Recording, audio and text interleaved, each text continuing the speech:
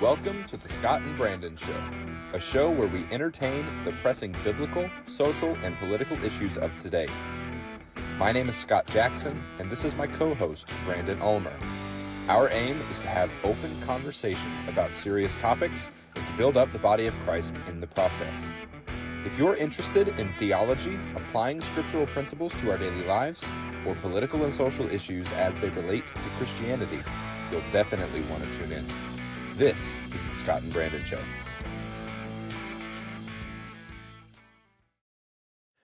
Hey everybody, welcome to the Scott and Brandon Show. I'm Scott, as always, and joined with my co-host today, Brandon Ulmer. We are coming to you with just kind of more of a free-form episode today. We're looking at a lot of the news and stuff that's going on and just wanting to make sure that, we share as much as we're able to, and we kind of wanted to dive into some of the headlines that we found interesting, everything from the state of the race between Donald Trump and Kamala Harris, all the way to some of the more miscellaneous news events that might have happened over the last week or so. Yeah, so starting out, Brandon, let's maybe discuss, just because it's the topic that everybody else is maybe super interested or maybe super annoyed with at this point, is the election.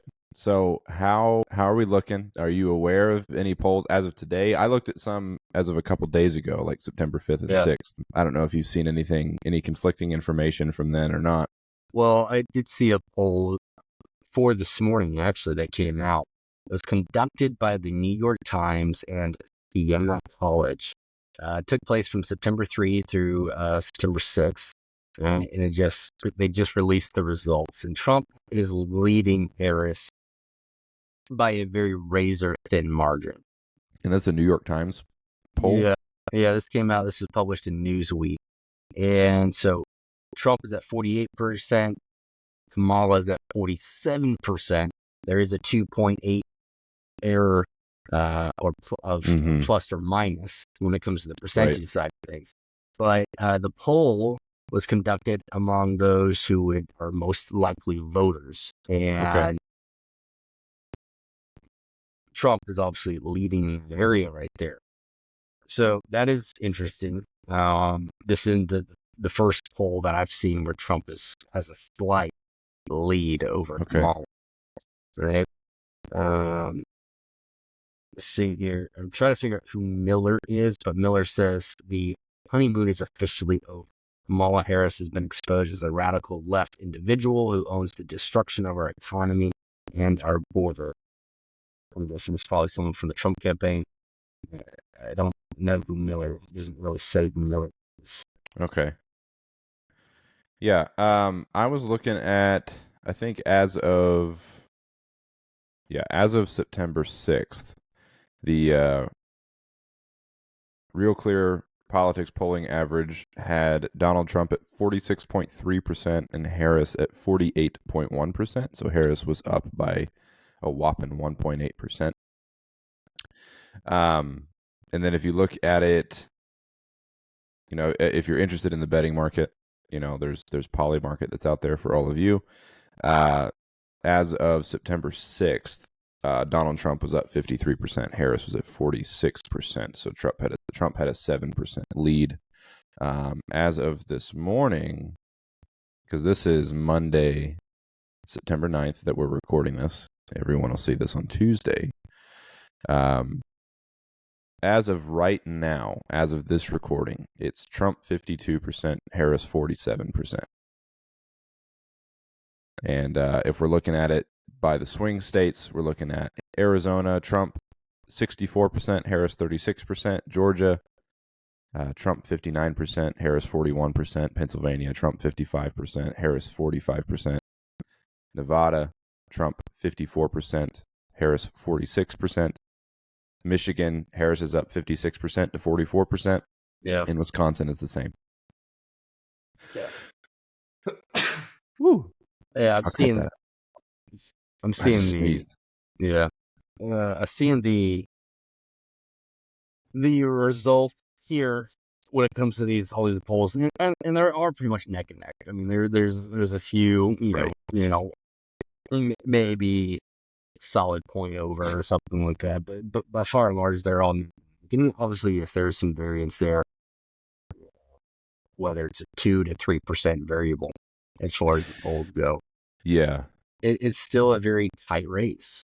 And I think that's interesting because if you're looking at just what the mainstream media is saying, they're leading you to believe that this race is just like it's Kamala's to lose, basically. And if you're watching CNN, MSNBC, all of the other legacy media outlets, I mean, if that's all you consume, they'll make you think that Kamala's running away with this race and that there's really no competition. So, yeah, I think it's telling that Kamala Harris isn't up by more. And I think really she's kind of hit a dead end in her momentum. There for a minute, she went. I mean, at one point she had a 28% approval rating throughout the country. So she had to have like a meteoric rise at some point, which is no doubt when Biden stepped out of the race and she stepped in. I think if the Democrats had more time, they would have picked anybody else, because you can still find clips of people on CNN of all places, saying how Biden needs to dump Harris in order to win the re-election. So she's not popular. People don't like her. So all of this enthusiasm around Harris and Walz is manufactured. They're doing it because they have to. Yes, and like the latest headline, one Fox here right here says Harris's team taking action ahead of Vice President's performance to soften potential debate. They know she's going to mess up. They know she's going to laugh or giggle. Yeah, they know she's going to lose because off-script Kamala is just terrible. She can't. And we've all heard her word salad. Right. Sorry, go ahead. I'll let you finish. Oh, no, I was say we've all heard her word salad. So it's. I'm expecting for the debate to be essentially a bloodbath that Trump is just going to walk into Russia. Yeah. But I could be wrong. And I think could see something shocking and surprising coming from Kamala. I do think that the debate rules that Biden set helped. They helped Trump last time, and they will help him this time. The muted mics, all of that stuff. Because I'm not naive enough to sit here and say that Trump could keep himself composed when talking to Kamala Harris the whole time. But that being said, do I think Trump could still win under traditional debate rules? I do, and I find it surprising. I mean, I know why Kamala wants the mics to be unmuted. She wants hot mics all the time. She submitted a few rule change suggestions. Actually, she wanted the debate to be seated because Donald Trump is 6'5", and she doesn't want to be shorter than him on the platform, which she will be. She obviously wanted the hot mics, and she wanted to be able to have notes in front of her, which obviously in a live debate, you don't do that. Yeah. Because the whole point of the debate is to see what you know, what you believe, what you want to do, not what your handlers want you to say. Exactly. But everyone knows the reason why she wants the hot mics. The reason why she wants it is she wants to have a I'm speaking moment like she had with Mike Pence in the vice presidential debate last election. So yeah, it's I don't, and really that's not the reality, so it doesn't necessarily matter, but I don't think that will help her. I don't think that would help her very much. But I am excited to see this debate. I do plan on watching it. I'm anxious to see how Trump comes out. If he comes out the way he did against Biden and just lets his policy speak for himself, I think he's totally going to win. I think Trump needs to avoid mentioning Willie Brown. I think Trump needs to avoid mentioning some of Kamala's personal life because everybody knows that. I think Trump on policy wins walking away, and it's not even going to be close. It's going to be, like you said, it's going to be a bloodbath if he's just on policy, because his response to Harris just has to be, anytime she says, well, we're going to do this, we're going to do this, we're going to do this, his response just needs to be, so why don't you do it now? Like, you're in the office now. So I think he just needs to remind everybody that Harris is the incumbent, not him. And I think they're trying to flip that. They're trying to make everybody feel like Donald Trump's the incumbent because he's been in office before. But everybody needs to realize and remember that Harris is actually the one who's in the office right now. One of the things that's definitely very clear, and that Americans all understand, on the left and the right, that when it comes to the economy, Trump is way much stronger.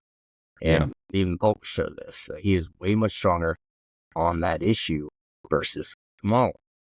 And I think that's going to be the driving force. I think it's like, there's obviously other people have their other issues, like, obviously border security. That's an important one, right? National security, what's going on overseas on all different parts of the world. Like, these are all major hot topics. These are major issues, right? But right now, for Americans and what Americans are all feeling on the left and on the right, because it doesn't discriminate here, is the economy, the inflation, the burden of paying astronomical prices for groceries, right? And Trump wins right there. Yeah. And I think, he can focus on the economy, the state of the economy, what he's going to do to fix it, because she can't answer that. She can't, right? Right. And she doesn't know how to answer it. Right now she's getting prepped, but, he continues to find pressure enough in the debate, she won't know what to say. She's just going to have, again, another word salad moment. Guarantee it. Yeah. Right? But I think that can carry them over. Now, I'm saying some of these other things, or some of these election experts that have formulated a mathematical equation that shows who wins. Yeah. Right? Have you seen any of those? One or two of them, yeah. Yeah, I think I sent you one the other day. Yeah, you did. But it's predicting Kamala wins. Right. So all of these that I've seen, I've only seen like 2 or 3 of them, are saying Kamala wins. Obviously, I don't buy into those. I read them. I've seen them every election cycle. But, obviously, they've been right every single time, at least from what I have seen. Yeah, I think the few exceptions that these are saying Kamala's going to actually win the presidency. Yeah, I think most of the time there's a couple exceptions with those elections where they're like, yeah, we've gotten like 12 out of the last 10 right. And I think, I'm pretty sure if I remember correctly, the one of them that they always got wrong was Trump versus Clinton. And which I find interesting. But I do think there are some independent pollsters out there that are having Donald Trump up by like 3, 4, 5% nationwide, just because they say polling naturally under reflects the Republican performance and over reflects the Democrat the performance. So I think they're kind of anticipating like, hey, Trump is actually doing better than the polls would suggest, which I think Harris knows that. And I think that's why, I mean, if you really pay attention to how she's running and how she interacts with Donald Trump, she's acting like she's scared of him. Like, and I'm not saying that as like a sexist remark or whatever, but she's always very defensive. She's always very like hostile towards him. And she's always, just, hey, she's running around trying to assert her dominance over Trump, and she's running around trying to put him down and belittle him and all this stuff. And Trump really just, I mean, he acknowledges her, but he doesn't really give her the time of day, And I think how she reacts to Trump is very telling and is very kind of indicative of how she's feeling about the state of the race. Yeah. Now I'm just looking at other headlines, and it's this is actually coming from the Telegraph. It's a very popular news source right here, but it's talking about the recent poll that I just cited there at the beginning of the show here. The drop in popularity there comes the critical televised debate. She's at 47% versus his 48% among likely voters. So it appears that this New York poll that has come out is causing a stir among the left. Yeah. Yeah. And this isn't the first one. Yeah, last week there was another one where it shows that Kamala was, I forgot which poll it was, but that she was not doing as good as Trump was doing. And this is cause for concern for them. And so it's been revealed Kamala is a far left radical. She is.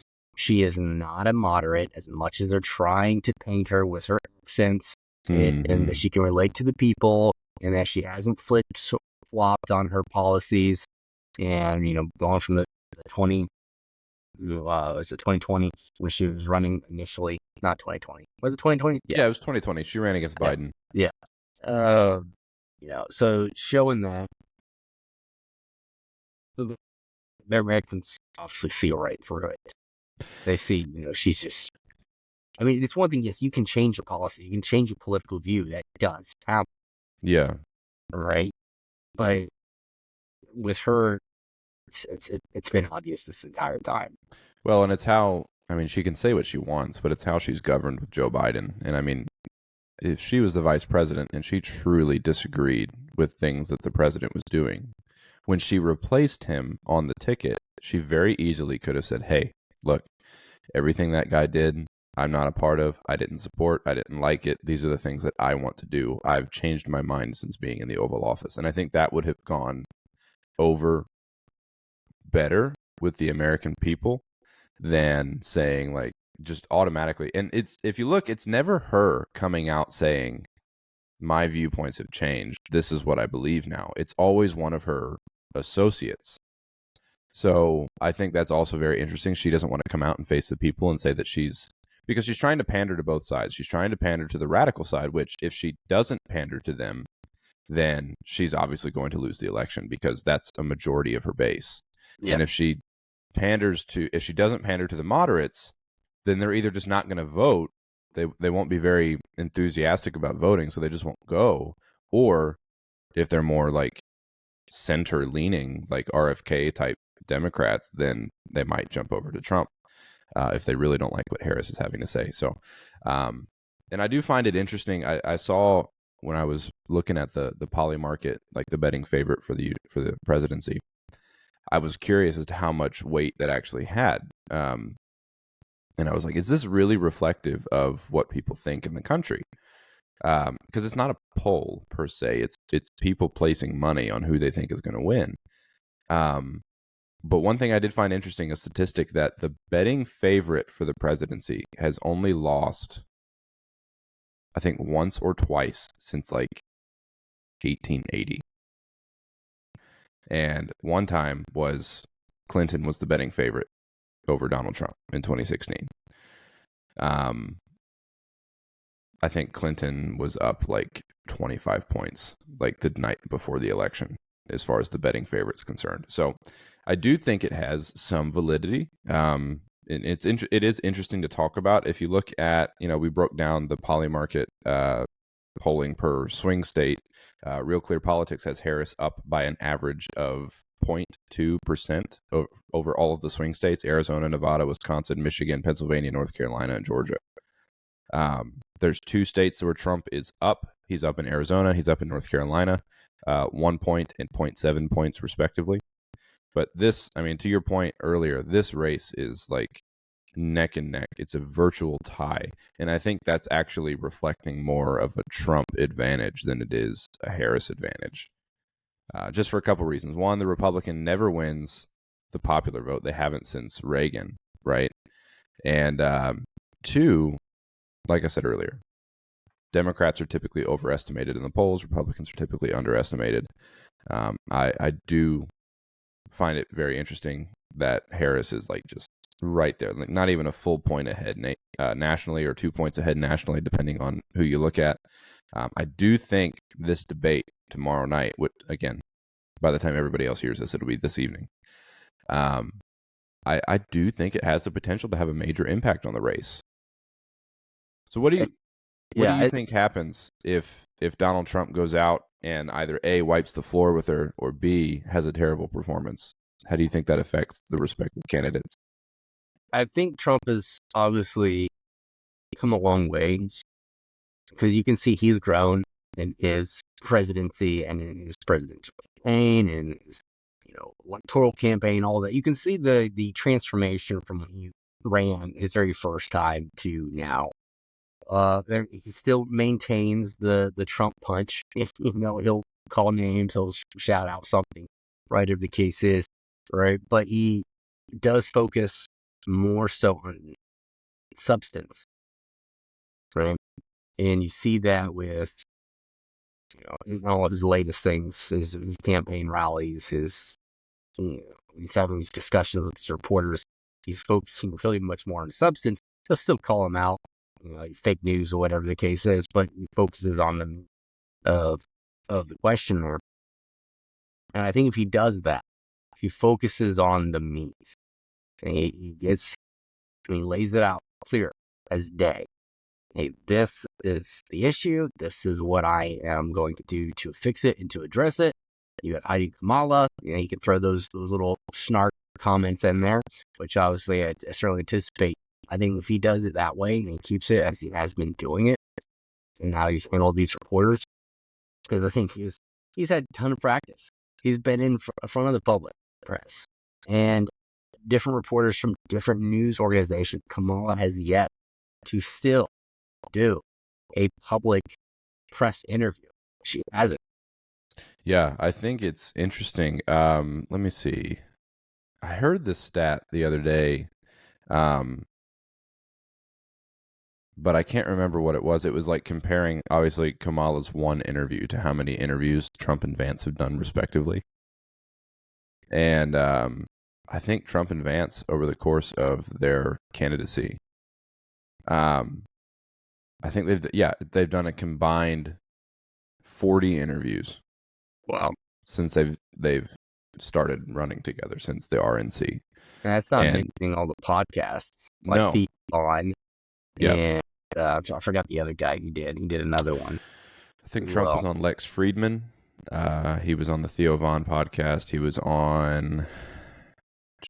He's been doing like stuff with streamers. Like I don't watch YouTube. I don't watch streamers. I'm not part of that. But I think he was on like Aiden Ross's channel, which supposedly has millions and millions of subscribers, things like that. So Trump has taken a kind of a quasi Gen Z approach to some of his interviews, podcasts, getting out of the mainstream media while he still does mainstream media interviews and stuff like that. So I think that's pretty interesting. I think both candidates realize the weight of that Gen Z will have on the election, because a lot of them, this is their first election that they're able to vote. It's a whole new voting block that's coming out, So I'm curious to see, obviously, how that generation shakes out. From what I've seen, there's a lot of support for Trump in that age group. So I think it's very interesting.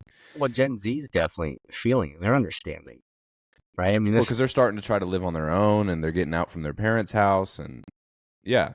I've seen a lot of these videos and these little news reports on these Gen Zers, right, who are entering the workforce, working their first real 9-to-5 job, and you can see some of them are mostly having a meltdown. How do you have a life when you work a 9-to-5 job? Right, which is funny to see. But that's also life. But you can see they're all saying, I can't afford my rent. I can barely afford my rent. How do you live like this? And they're comparing. And I saw this one video of this young lady, and she's comparing what her father used to make, growing up. And he made, she said, 6 figures a year, but it was the lower end. She said like $100,000, $110,000 a year, whatever the case is. And that was enough for a family of 4. Yeah. Right? So the mom stayed home. She worked. I would, raising the kids. He went to work and, did the thing. And, it's just her and her brother. But she was just like saying, I make $60,000 a year right now. I can't even barely afford paying the rent. Right? And so the Gen Zers are waking up and realizing that cost of living and inflation is due to bad policies. And they're hearing Trump is very strong in the economy. He's like, look, I'm going to reduce taxes down to 15% in the corporate tax rate. Yeah, that's a pretty stark difference from the Biden White House. It is. And that is going to put more money into American pockets and into businesses, especially small businesses. Now, obviously, the corporate tax rate wouldn't apply to specifically these small businesses, to these major corporates. But when there is more money flowing around, that eventually trickles into these smaller businesses, these local businesses, and supports them. Right? Because now you've got more money in your pocket because your company is maybe giving you a raise or whatever, because now they're not paying so much in taxes. Yeah. Right? Now you're able to take that, go out, and like, so let's go check out this small business right here and, start supporting it. Right. And so it is extremely healthy to have a low tax plan, which obviously Kamala is not doing. And I mean, she's still proclaiming she's going to tax unrealized gains. Did you see what Mark Cuban said in regards to that? No. All right, so Mark Cuban, which obviously is a leftist, Yeah. right? Love the guy as far as his business venture ideal. The guy's incredibly smart when it comes to that type of stuff. Why he's going for Kamala, for as smart of a guy as he is, I have no idea. But he did come out and say, if she actually taxes unrealized gains, it would fill the stock. Yeah, But it would. going further to say, because he supports Kamala, that she's not actually going to do it. She said, or he said that this is more so mere starting point, not the end. She's going to modify these things. She's not going to tax unrealized gains, which I would give it to him. He's probably actually correct right there. If she actually tried to tax unrealized gains, that would be game over. If she was firmly adamant and kept saying it, we'd all probably be seeing something very different now as far as her polling goes. But I would agree with him that she is not going to do that. She just vomited that out in her word salad moment right there to please the people that, hey, the rich must pay their fair share type thing. Yeah, I was gonna say I think that's targeted at more of like the ultra rich. I think that's what her like intention was by saying that. But things that are unrealized gains, quote unquote, that people might not realize is like the value of your house. If the value of your house increases, but you're not selling it, that is unrealized gains, and you can be taxed on that. If you own a business and the value of your business increases, so say like the value of your business is $2 million. You own a small business, or let's go $10 million. The barrier of a small business. So you got a $10 million business. You revenue like maybe $4 million a year, and you profit 2.5. Right. The unrealized gains is your business is actually valued at 10, right? And you could theoretically, if this policy were actually enacted, you could theoretically be taxed on the valuation of your business because it's valued at $10 million, but it's going to send everybody into bankruptcy because you're only profiting like 2.5 million a year, and you can kind of loosely figure out the valuation of a business by looking at their revenue times 4 or 5, because anybody buying it would get a 20 to 25% return on their investment. But yeah, that could also theoretically be an unrealized gain that is taxed. And so it's more than just the stock market. So for people who are out there and they're like, well, I don't have any stocks, like I personally don't have any stocks, and that's whatever. I've thought about getting into investing and stuff. I just haven't made it a priority. But people who, maybe like me, who aren't in the stock market, well, I mean, like I have a 401k and that's backed by the stock market. So, that theoretically affects me. Unrealized gains encapsulates more than just the stock market. And I think that's important to understand. But one statistic that I still just can't get around for Donald Trump is when he was in office, the average middle class income, like the real feel income, was like $7,300 per year higher. So for those Gen Zers who haven't necessarily, maybe they didn't live on their own during Donald Trump and his administration, but they are now, and they're making $60,000-$70,000 a year. That's like looking at a 10% raise. Yeah. Right. And then even during COVID, his middle class income earnings was, I believe, $6,400 higher than it is now annually. So I mean, you're looking at with a Donald Trump economy, Kamala talks about an opportunity economy. I don't even know what that means. But under Trump's economy and his economic policies, I mean, you're looking at giving yourself a 10% raise if he comes back and does the stuff that he did in 2016. And that's the thing I think that we have the benefit of. We have the benefit of seeing Trump's track record. So all you have to do to refute somebody on the left who's saying, well, if Donald Trump gets in, he's going to do all of these crazy things. He's going to send us into nuclear war. He's going to kill a whole bunch of illegal immigrants. He's racist to black people, like whatever they say. Like, okay, Listen, if he was going to do that, he would have done it the first time. If he's truly that unhinged, he would have done it the first time. Yeah, And he didn't. I would say, if Trump gets in, we're going to see, one, a better economy. You're going to have more of your paycheck. That is a for sure thing. You may even see lower not interest rates. I mean, yes, lower interest rates for sure, but your insurance, your health insurance being lower, right? Because you've got Kennedy, who is really strong in regards to children, healthcare, and being taken advantage of. He's Absolutely. about that. Absolutely. So you see lower premium costs on your health. I would love to see lower premium costs on your health insurance, right?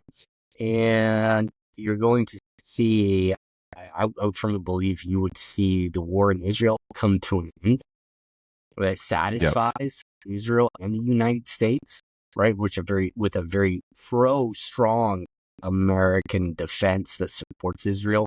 We'll talk about some of that stuff here in a second with Israel in the Middle East. But I would also say that even Europe, you may even see, because he said, and I'm very interested to see how he's going to do it. But Trump said that when he becomes president, he will end the war in Ukraine. Yeah, and what's funny is I believe him. I think he will. Whether or not it's on like day one, like he's advertising that he's going to do it on the first day of his presidency. Maybe. I mean, if he does, it's very impressive. Well could. I would not expect day one, but I would expect not too long thereafter. Well, in both sides, Zelensky and Putin have expressed sentiment towards an off-ramp. And because this isn't sustainable for either party. It's not. And now that Ukraine has kind of branched into Russia and taken some Russian territory, they might have some leverage as far as off-ramp negotiations are concerned. That whole situation is interesting. You bring that up because I have a buddy who is Russian. Okay. And a good friend of mine. Is he a spy? No, he's not a spy, but he's an okay, good. Now. But he is Russian. And born in Russia, raised in Russia, and then, came over here to the U.S. Really, really cool guy. Mm-hmm. And I asked him the other day, we had dinner with his family and mine, and I asked him, because I said, the Ukrainians, obviously invaded into Russia, the Kursk sector right there in the city. And I said, did that have any impact in what's happening over there? And he said, no. And it's not going to change anything. It's just continuing to delay the inevitable that Ukraine is going to lose. He says, well, that's what everybody knew from the beginning of this whole conflict, is that Ukraine was going to lose. They are going to lose. The only thing that is keeping them afloat right now is the weapons that are being provided by the West.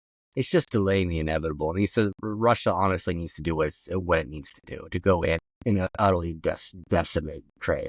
And if they did that, this war would be over. But I think you are right that both sides are wanting a different alternative. And that Russia doesn't want Ukraine. They really don't. Yeah, I don't think it's the matter that they want Ukraine. At least to my understanding, the issue is they don't want NATO right next to them. And they don't want Ukraine to become a NATO member. And they didn't want these fascists. Remember the interview that Tucker Carlson had with Putin? Mm-hmm. And Putin said that he didn't want these militarized fascists, basically, on the border there, or these national socialists. I forgot the term he used specifically. But Ukraine was allowing this militarization to take place here on the border, Ukraine and Russia right there. And that was one of the reasons that says Russia cited for going in, and yes, the NATO thing as well. And so, I mean, it would be very interesting to see how Trump just steps in. I think, obviously, Trump's got something up his sleeve, obviously. Yeah. He's very confident that he can end it. I think he can. And I think that's all we will see. We'll see the Middle East crisis, right? The Abraham Accords revived, because right now the Abraham Accords have been put on hold. Yeah. Right now. And that was a huge, again, no, it did not get the attention that it deserved. Yeah, I don't think we can understate that. I think it is the greatest foreign policy accomplishment of all time. It is the greatest. I would put it right up there with the creation of Israel in 1948. Yep. Yep. That's how big Yeah. it was. It's It major. still is Major deal. a huge deal. But Americans are stupid generally, again, saying that. And That's like 2 weeks in a row, Brandon. I know this is, again, 2 weeks in a row. Well, hold on. Did we, the episode recorded last week, I think, is for, we did record 2 last week. Next week will be, this is a little sidebar commercial here. Next week's episode that everybody hears will be a pre-recorded episode. We're talking about AI and the church and how all of those things go together because my wife is having a baby on Sunday. So I obviously will not be available for recording. So we decided to pre-record one for your enjoyment. Yeah. Back to our regularly scheduled programming. Well, in the words of Darth Vader, I find your lack of faith disturbing. You're not committed to having a podcast. Hey, no, look, if it's my wife and newborn baby or the podcast, I gotta choose the wife and the newborn baby. No, totally agree. But man, happy for you, but I'm definitely saying not envious either. Well, you have 6 of them, so yes, I do. You know who I'm looking forward to have a kid is our brother-in-law. I don't know if I should mention him on name because I know he listens to us. So we might have him on eventually. We might need to. That's gonna be hilarious. I think I'll be a great dad, but it's just like, man, you ready to change diapers again? Oh man. Speaking of children, though, kind of tailing back into what we were talking about, something that's interesting that Kamala Harris has stolen recently is a new policy that she's stolen, specifically from J.D. Vance, is increasing the child tax credit. Yes. J.D. Vance wants to incentivize having children, right? He thinks that's a good thing, which I tend to agree with. I think people need to have more babies. I don't know what the average child per household is in the United States right now. I know it's below replacement levels. Let's see. Well, the U.S. has been in decline for the last several years now as far as birth rate goes. Yeah, the birth rate in 2023 is down 2% from the rate in 2022. Looks like there was 12.02 births per 1,000 people. But I'm not sure the average child per household. Yeah, I'll look for that and find it, put it in the show notes for anybody who's actually interested. But I think last I heard it was like 1.6, 1.8 kids. Used to be like 2.3. So, yeah, I do think obviously incentivizing having children is a good thing. And Kamala and Biden's economy are, I do believe, hindering people from having children because kids are expensive. Medical bills are expensive for having children. And, I always joked after we got out of the hospital with my first 2 kids, and it's like, yeah, we finally got our kids paid off because the hospital bills were just astronomical. It was ridiculous. Yes. But, so I do find that very interesting that specifically, like, that's not typically a Republican stance of like, hey, we're going to give more money to people. Republicans are all about curtailing spending and stuff like that. But no, J.D. Vance and subsequently Donald Trump want to increase the child tax credit in the country. And now so does Kamala Harris, which is very convenient. Yes. That's a good idea. She's always going to be the one that steals their idea and claims it as their own. So we've talked about Ukraine. We've talked about that whole conflict over there and Trump's potential impact on that conflict. It seems to me that the Democrats, and I think I said this a couple weeks ago, that the Democrats they have become a very pro-war party. Maybe not openly, but if you look at their actions and you look at how many, and like I said, Republicans, Democrats, it doesn't matter. Virtually everybody except Donald Trump has started a foreign war. But if you look at the Democrats' rhetoric and you look at their actions, they seem very pro-war. To me, at least, none of the Democrats wants to even end the war in Ukraine. They think a win for Ukraine means Ukraine taking over Russia completely and Russia becoming Ukraine. Like that's what I'm convinced that's what they think looks like the end of the war. Well, what's interesting too is you see what prominent person just within the last 2 days who has left the Democratic Party, which was a real shocker, actually, and through his I didn't. support by Trump. Alan Dershowitz. Really?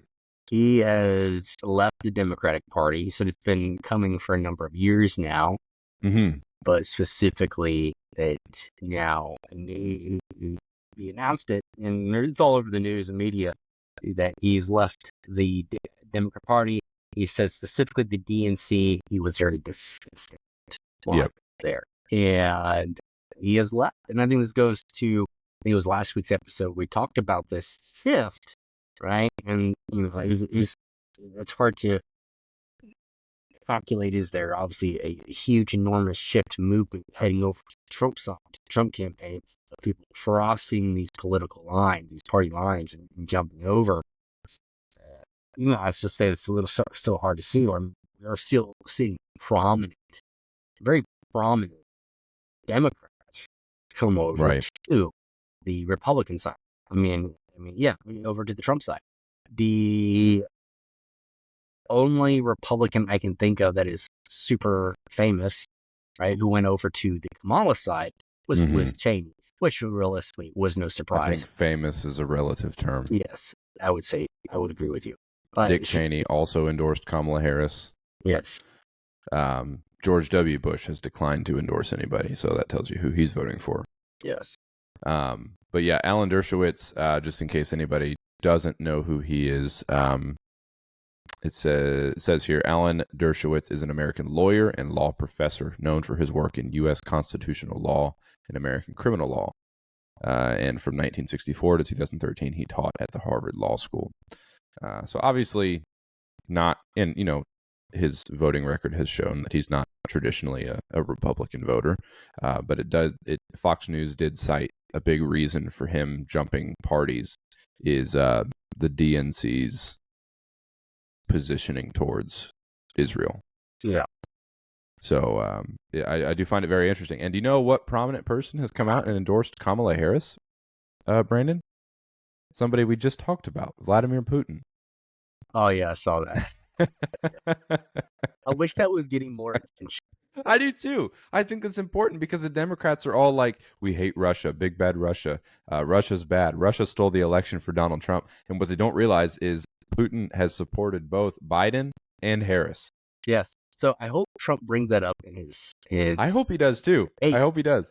And Putin nominated you. He throws his support behind you for becoming president. And did you read further on into that reason why?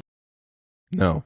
Putin said, well, the reason why is because Kamala, the Democrats, Biden, Kamala, are predictable. They're easy to predict. Wow. Yes. That's telling. Where Trump, he says we couldn't predict what he was going to do. No, he's like a loose, I mean, to an extent, with foreign policy, I kind of like a loose cannon because he's a loose cannon that has an America first attitude. So like he's always bent towards America's best interest, but no one knows what he's going to do. Well, it's like in Afghanistan. Remember when he dropped the JDAM? Yeah. I mean, that was amazing. I mean, the guy just dropped a JDAM. And for those who don't recall that or know what a JDAM is the biggest non-nuclear bomb that we have in our arsenal.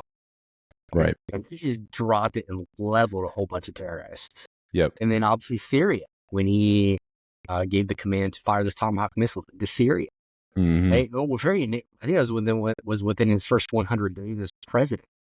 Yep. Rise to that. Well, and I think back, if I'm remembering the situation correctly, like when Iran attacked or seemingly attacked the U.S. embassy, Trump responded by killing Soleimani. Like just within 24 hours, he just killed the guy. And I think that was an appropriate response. But and he's been a terrorist that's killed thousands of Americans over the last 20 years. Trump just doesn't care. Like he does what needs to be done, and that's about it. And I think that's the advantage of having somebody who's bent towards like business operations, because Trump's a businessman, and businessmen and owners of businesses like to just get things done. Yeah. You know, it's great to have a meeting, but like, why do we need to have a meeting if we can just do it now? You know? And I think what's happened with Republicans and Democrats, and, you know, I haven't been voting, you know, for this whole time, but I've been politically conscious as to what's going on. And it always seems like the Democrats are more popular because they give people stuff, and the Republicans just like to talk about taxes and lowering national spending. But Donald Trump has, you know, and in 2016, he talked about issues that actually seem to matter to people, like immigration, like the economy, you know, like actual money in my pocket. Like for me personally, when Trump was in office, I think I ended up losing I think it was between 24 and 26% of my gross pay, right? Now that Biden has been in office for 3.5 years, I lose every 2 weeks when I get my paycheck. I don't even like to look at the gross pay because I end up losing in between 32 to 34%. Oh, And that's it's crazy. awful. Like, I don't even look at my gross pay anymore. It's like, I don't want to see how much money I could have made because it just makes me sick. Yeah. But my income has, and this is anecdotal. This is from me personally. Since Donald Trump was in office and all throughout his presidency and then all throughout Biden's presidency, my income has increased pretty much year over year. Right. So I'm in a position where I'm able to sell things and I'm able to increase my income pretty much as I will. I'm in the trades. I'm a HVAC guy, just in case anybody wants to know. But my income's done nothing but increase year over year for the last 7 years. Excuse me. And it feels like I make less money now. Like from right now, from 7 years ago, 2016 to now, I think my income has increased by 2.5 times. And I do not feel like I feel like I make less money now than I did 7 years ago. And that, like, it's anecdotal. Take it for what it's worth. I live in Ohio. I don't live in New York. I don't live in California. I don't live in Florida. I don't live in these like touristy areas or a blue state that has major taxes. I live in Ohio. I live in the armpit of America. And my gross income is being destroyed by the federal government. And it makes me very upset. The more this goes on, the more I start subscribing to the chant taxation is theft. Like, I'm like, you know what? It feels very much like it. Because the federal government is reaching their hand to take their fair share of my income that I earned with my work. And I can't even have 75% of it, you know. It's frustrating. I feel the same thing in this sense. So I totally agree. Now, I want to talk about what do you think?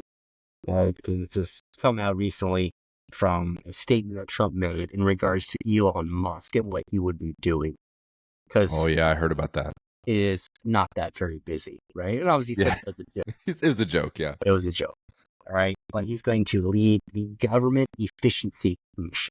Basically, Elon is just going to go in, Performing an audit on the federal government. he is going to perform an audit, and and these guys are business guys.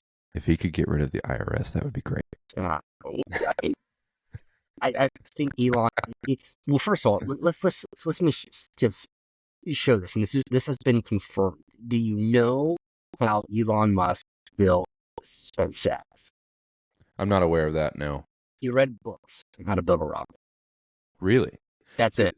The dude is incredibly smart. If you ever take the time to listen to him talk, he does bounce around quite a bit. He is autistic. Yeah, well, and he can be kind of hard to follow. Listen to him talk. He is a literal genius. Yeah. He knows probably 10x the amount that anybody listening to this knows about any topic. Yeah. He is incredibly smart. Yeah. I'm excited. I think that'll be good. I think so too. But I mean, to go in and he's just going to be like, this agency here, you're cutting this, you're cutting this, you're cutting this, you're cutting this. All this bureaucratic policies that has made the government so massively entity. It's just gonna be really cool to see that. Well, president who just cuts. Yeah, and to my knowledge about this whole issue, I think Elon brought it up kind of like tongue in cheek, like doing a federal efficiency program, government efficiency program. And Donald Trump apparently liked the idea. Well, did you see how Elon responded? No, I did not see that. So I saw an article the other day, or a couple weeks ago, whenever this whole thing was going down. And it had a screen grab. I sound like an 8-year-old man. A screenshot of one of Elon's posts on X. And he said, he's like, I would gladly lead the government efficiency program, no pay, no position, nothing required, just serving my country. And I was like, dude, you're in. You got the job. Like, Yeah. He doesn't want any pay. He doesn't want any recognition. He doesn't want any title. He doesn't want anything. He doesn't want a spot in the administration. He's literally doing it because this is something that he believes can help his country. Yeah. And, and I think it's hilarious that you have the Democrats who are saying millionaires and billionaires are just terrible people, and they don't want to do anything to help the country or help the middle class. We're the party of the middle class, which they're not, by the way. Mm-hmm. And I continue to maintain that because every time they're in office, my paycheck is awful. Yeah. But Elon Musk is the richest man on the planet. At least he was last time I checked that rating. And Donald Trump is obviously a multi-billionaire. And you have these two people with a ton of money who are doing nothing but trying to help the country. And I think that's wonderful. It's a great thing. And like even Elon's buying of X, like it has become the #1 news app worldwide. Mm-hmm. Nationally. It's been banned in Brazil because they don't like how free speech has been promulgated on the platform. And Elon Musk literally dropped $44 billion to buy this social media platform so that free speech could have a corner of sanctuary in the internet.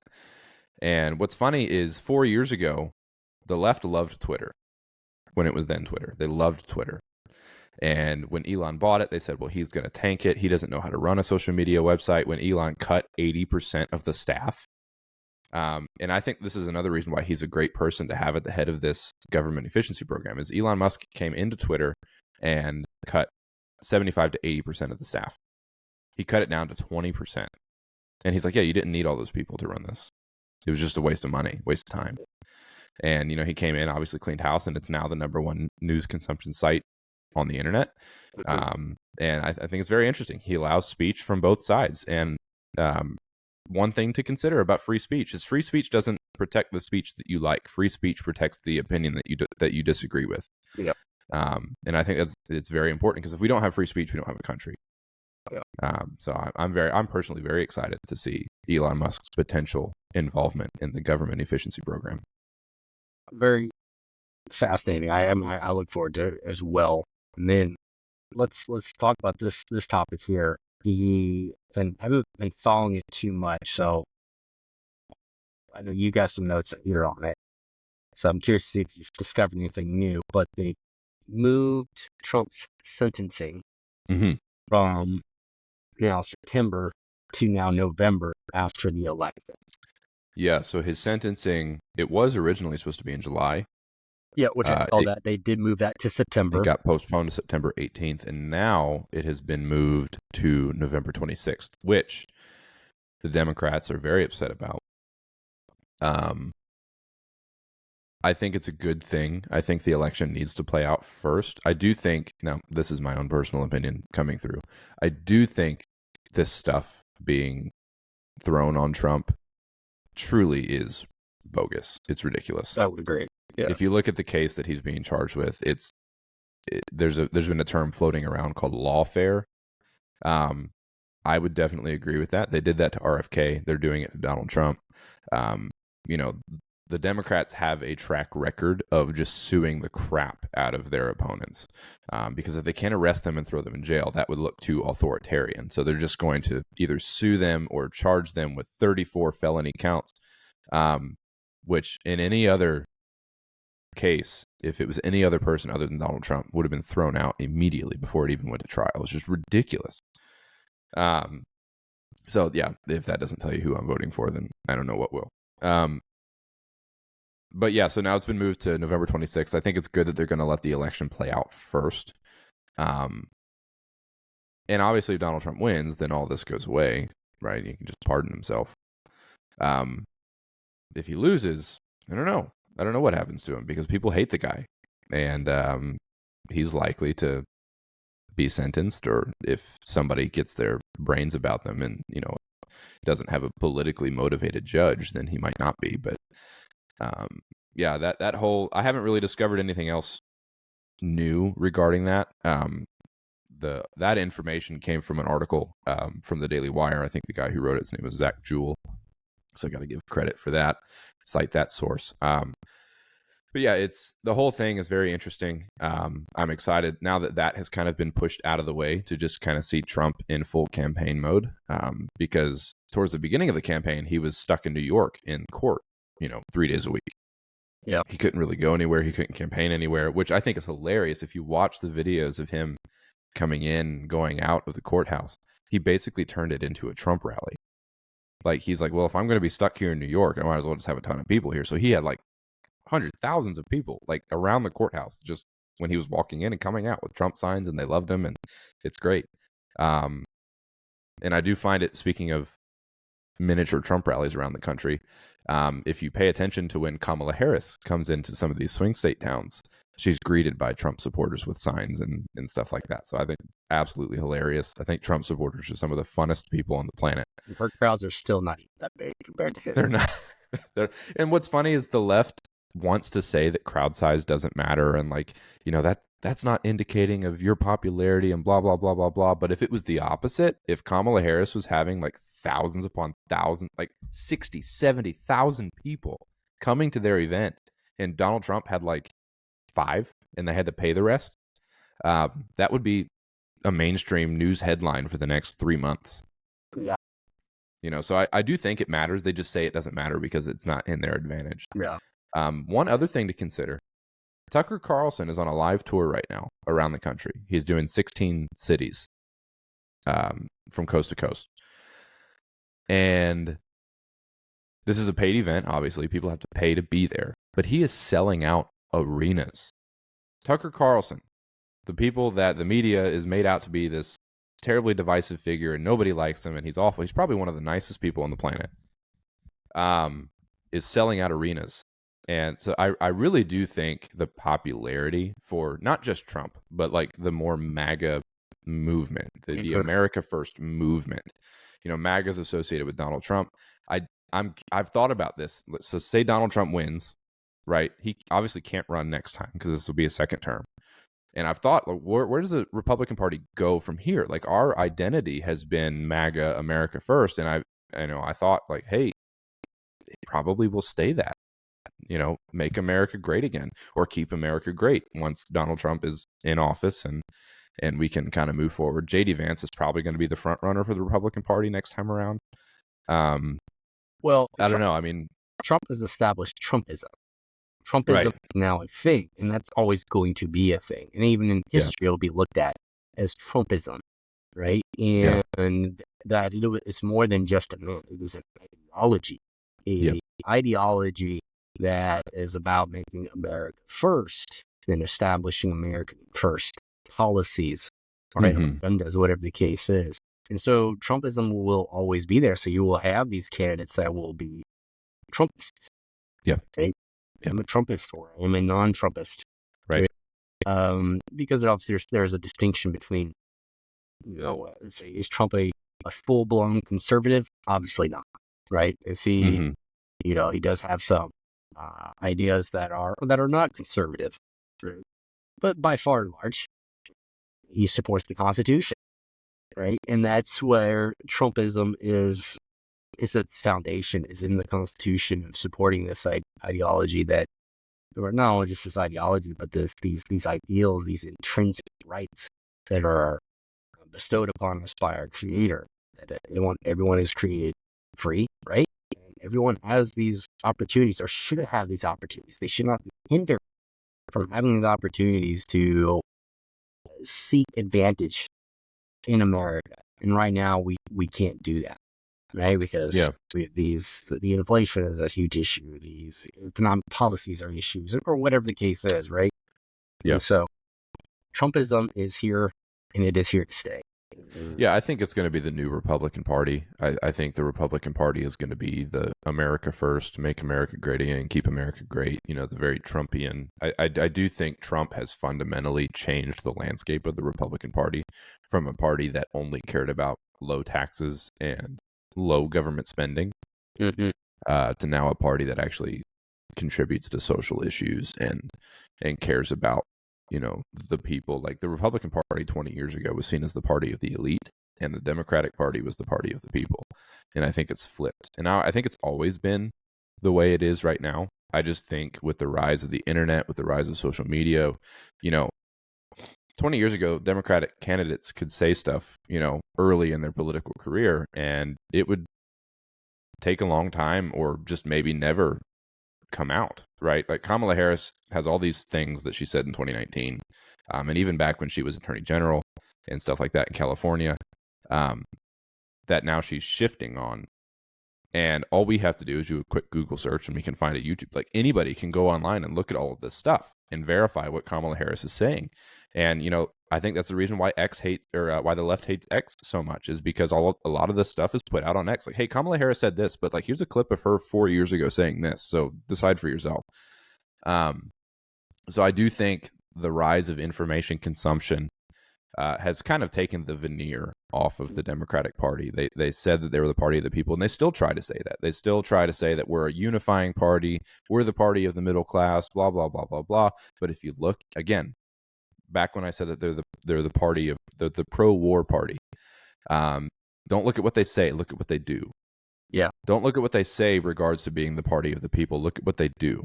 Don't look at what they say about being a unifying party. Look at what they do. There's one party here who's unifying multiple different viewpoints, and there's one party who is segregating their supporters into white dudes for Kamala, queers for Kamala, Palestinians for Kamala, black women for Kamala. Like, why do they have to be segregated like that? I don't understand that, because if you were to ever see a white dudes for Trump group, I mean, they would be crowned the new KKK, and it would be a whole big thing, and the Democrats would make a big deal about it.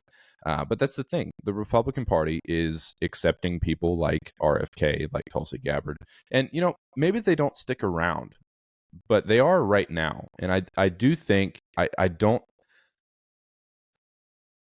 think the severity of this election and the weight and the gravity of potential consequences of either candidate, right, good or bad, can be understated. Now, I'm not going to say this government is going to decide, or this election is going to decide the fate of the country, but it very well could impact the state of the country, because we've already gone through 4 years almost of a Biden-Harris administration, and if we go through another 4 years of Kamala Harris at the helm,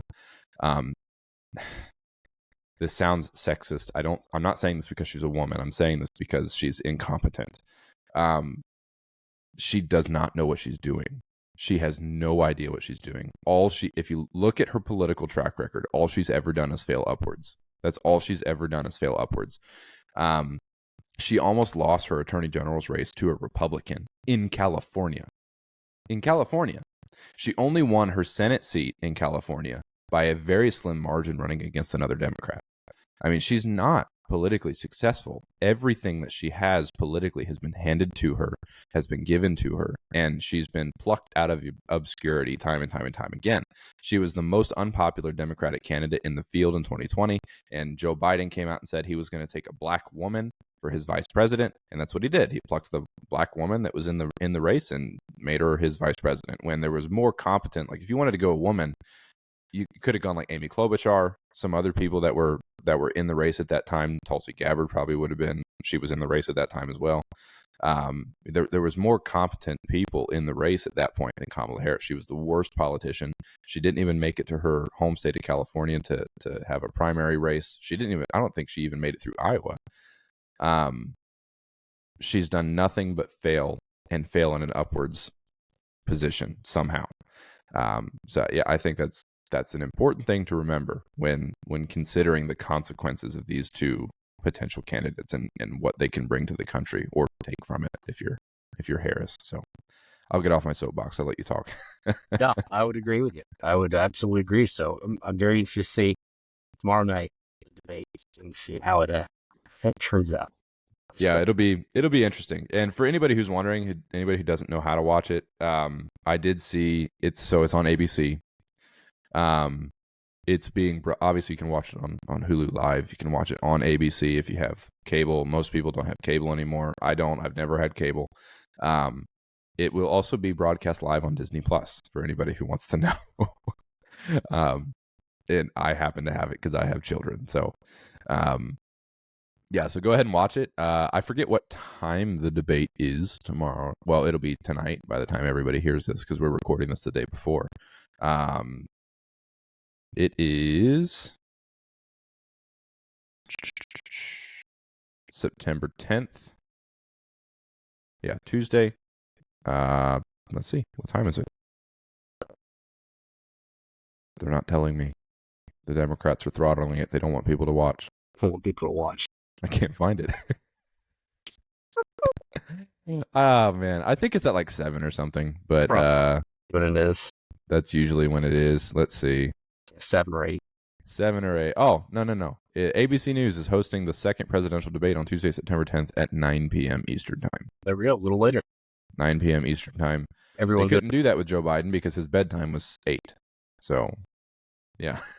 They wouldn't let him out past 8 o'clock. So, yeah, it'll be interesting to see. So, we're a little bit over the hour mark. That's all right. Like I said at the top, this is more of kind of a free-flowing episode talking about what's going on right now, where the news cycle is just like drinking out of a fire hydrant. So, Brandon, any other interesting news that's happening that maybe we didn't discuss? We talked a lot about Trump and his election and such. I think I'll save it for another time. Maybe could even do an episode on the next, because there's just so much into it. What's going on in the Middle East and what's going on in Turkey, and Turkey wants to unify Islamic nations. This is a huge deal. Even biblically, prophetically speaking, this is a big deal. And frankly, I think being sensitive to our time hour, right, there's just too much for me. Might need to make another Mideast update episode, Brandon. Yeah. And it's just a huge. Yeah. So for anybody anybody interested in the Middle East conflict and everything over there, that is obviously I'm interested in it as well. But that's a big area that Brandon likes to focus in on. We might have him do another Mideast update for us, and we'll post it for everybody's consumption. So it might be a bonus episode coming at you here shortly. So, all right. Well, Brandon, if you don't have anything else to say, you have anything to say to maybe any Christians out there who are wary about what's going on and maybe conflicted within themselves? I would just say, just keep the faith, You pray, obviously, you got to vote according to your conscience, and so be it, right? And, but make your decisions obviously wisely and through educating yourself, not just blindly, but obviously educate yourself. And then, if you're still set, that's how you want to vote, whatever the case is, then so, right? But, just continue. Obviously, for those that are where politics is your God, I've been there before. That's not a good place to be. Doesn't mean you can't be right. Have it as a hobby and study it and analyze it and things like that, because it is fun. But at the same time, 100 years from now, it's not going to matter. Yep. Yeah, we kind of sound like a broken record over the last couple of weeks, just offering similar encouragement. But I think it's important. I think letting people know, like, hey, these things are important. It is good to be informed. It's good to be educated. It's good to know what's going on in your country, in the state of affairs here in the country. It's good to know what's going on in the Middle East, but don't, obsess over it. Don't make it take time away from things that actually matter, like studying the Word, growing in your faith. If you have a family, growing with your family, that kind of thing. Brandon and I have both been in the boat of kind of hyperfixation on American politics. And that was me about 2016, 2017, 2018.